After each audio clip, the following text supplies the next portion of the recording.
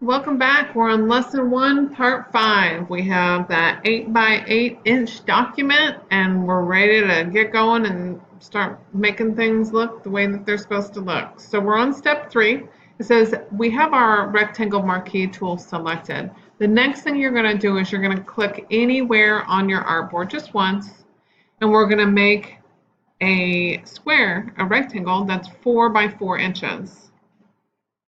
So we make it 4 by 4 and hit OK. And go ahead and save your work.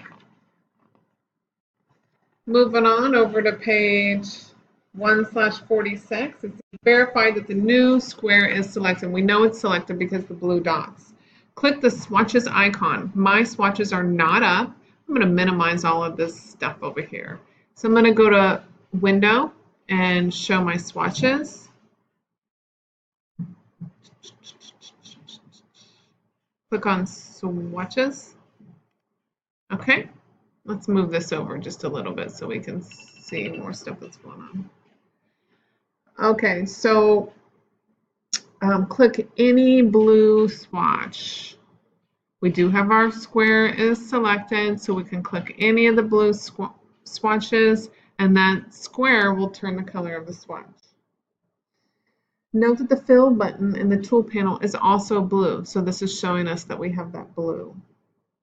Click on your selection tool, then click anywhere in the artboard to deselect that blue square, and drag and drop the yellow swatch onto the blue square. So click with your mouse button and take that yellow swatch and move it over to your blue square, release the mouse button, and there you go. Press X to activate the stroke button on the tool panel. So we're going to press X, and notice it is activated. Our stroke button is activated because it is what's on top. Okay, now we're going to drag and drop the red swatch on the swatches panel to the yellow square. So move over here, we're going to grab that red swatch, click and hold with your mouse button, and then drop it on, and now we actually have a red stroke that goes around that yellow square. Page 147, click the stroke panel icon in the stack of collapsed panels to display the stroke. Mine is not showing, so I need to go over to Window, and yours probably won't show either. And then I'm going to go to the stroke panel, which is right here. Open up that stroke panel.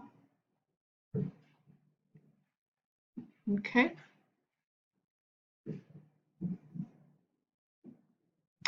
And then select the square on the artboard. So you're going to click with your selection tool, click and select it. Click the wait list arrow of the stroke panel right here, and we're going to enter 20 points. Okay. Note that the align stroke section and note the align stroke section on the stroke panel. So ours is not showing. So I'm going to click these swatches and move them down, show you how to get the rest of the options here for our stroke panel. See these little double arrows? That means that we can have more options here. So I'm going to click it, and it looks like all the options have disappeared. Click it again, and there's all of the options for a stroke panel. Okay, so your book wants you to click the align stroke to inside button. So align stroke to inside, which is right here. And our stroke went to the inside of our path. Click the align stroke to outside button, which is right here. Go ahead and click that, and then our stroke went to the outside of the path. Click the align stroke to center button, and this is the one that you're going to be using most often. Click that, and then the stroke has returned to the default position, equally inside and outside the objects. Click None on the swatches panel to remove the stroke.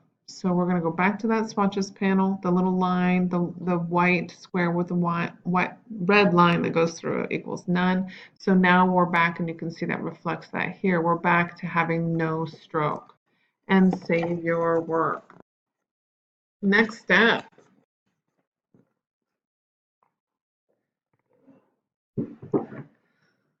Okay, so we're going to click View on the menu bar. Then click Fit Artboard in Window. Fit Artboard in Window, which mine already is because I double-clicked the hand tool. Okay, number 3, click the Selection tool in the Tool panel. Then click the yellow square to make sure it's selected. Identify the points, paths, and center point. This is a point. It's an anchor point. That's an anchor point. The blue line that goes from one anchor point to the next is called a path. So here you have a path. And then here is your center point. So know what all of those things are. Move the selection pointer over the anchor points, over the paths that connect the anchor points, and over the center point so that you can actually see how your computer will define those things. Position the pointer over the top left anchor point and click and drag so that the anchor point aligns to the top left corner of your artboard. So we're going to click this. We're going to click and drag with our mouse button is held down, and you're going to align it to your artboard. We want to see that that is perfectly in line, and I'm going to let go with my mouse button. I'm going to go back and center this again. I double clicked on my hand tool. Okay, so page 1/51, we're at the very top. It says click the top left point without releasing the mouse button and press and hold Shift Alt while dragging straight down until the top left anchor point touches the bottom left anchor point. So we're going to come over here. Whoops, we want to have our selection tool, and then I'm going to click with my mouse button, and then I'm going to press Shift and Alt, and then I'm going to go drag straight down and release. I released at the wrong time.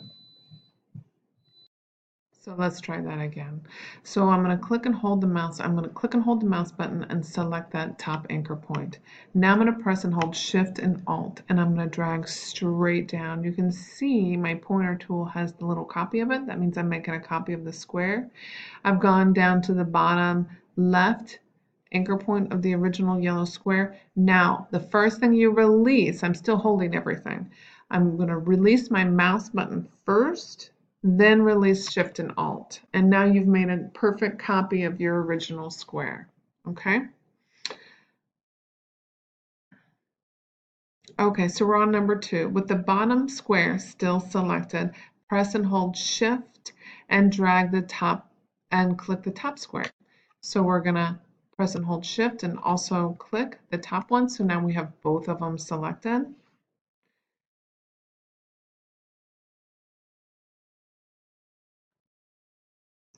And we're going to click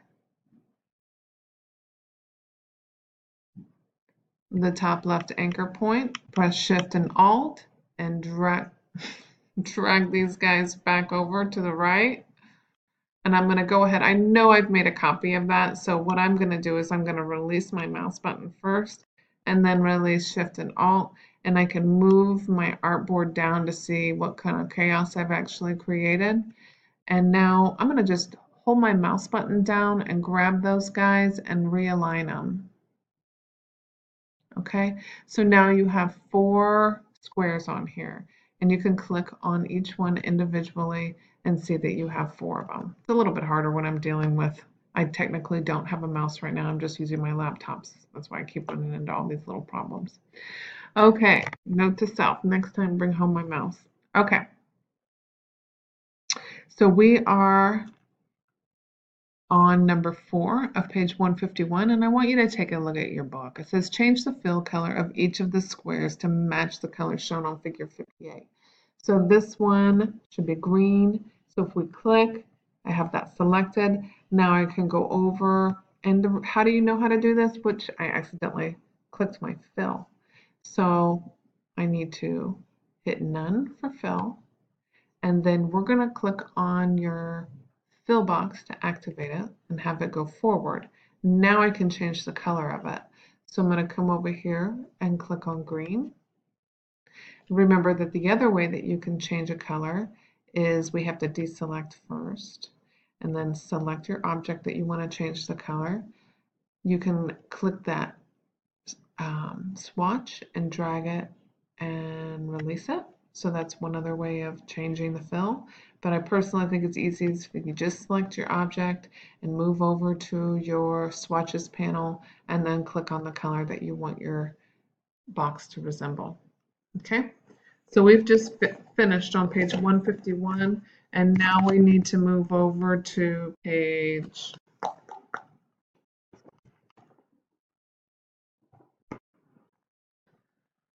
154. It says select the green square. Double click the scale tool. So go over to your tool panel. If you hover, you'll know which tool is which, and this is our scale tool.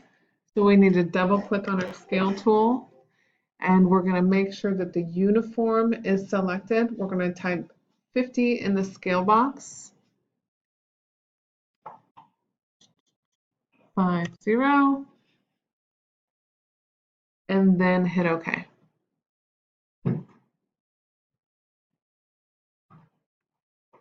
So we've just made this green box 50% of its original size. So let's undo what we just did. So we're going to go to Edit and undo Scale. Now we're going to try it again. Double click that Scale tool. We're going to type 50 under Uniform and hit Copy. So we now have, actually we have two squares here, our original square and now our new square. So now we're going to fill this smaller blue square with blue. So I've clicked on my selection tool, and now I'm going to click on the blue swatch. You guys can see that it has a blue fill. We need to activate the stroke, so I'm going to click on it, and now the stroke is forward, and we need to make the stroke yellow. So I'm going to click on the yellow to make it the stroke yellow. We want to make that stroke at 22 points. So I'm going to move this down and come over here to the weight, the stroke weight. You know that you can click on 20, but your book wants you to type 22. So I'm going to highlight it and type 22 and press enter. It's just a little bit bigger. All right. Next, page 155, number 1 at the top. First, let's start by deselecting everything. We're going to click over in our scratch area to deselect. And then we're going to click on our ellipse tool in the tool panel. The ellipse tool is hidden underneath the rectangle tool. There we go. Click the artboard. You're going to type 3 for width and type 0.5 in height. 0.5. And hit OK.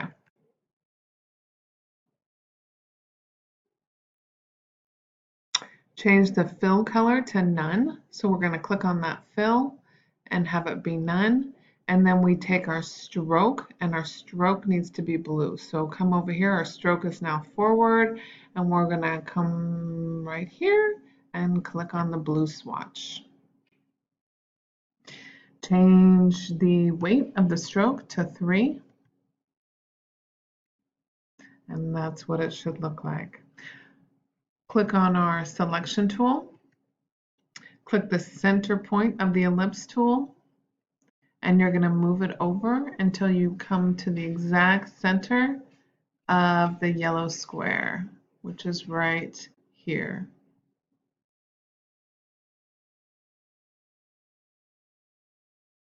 I'm not finding the word center.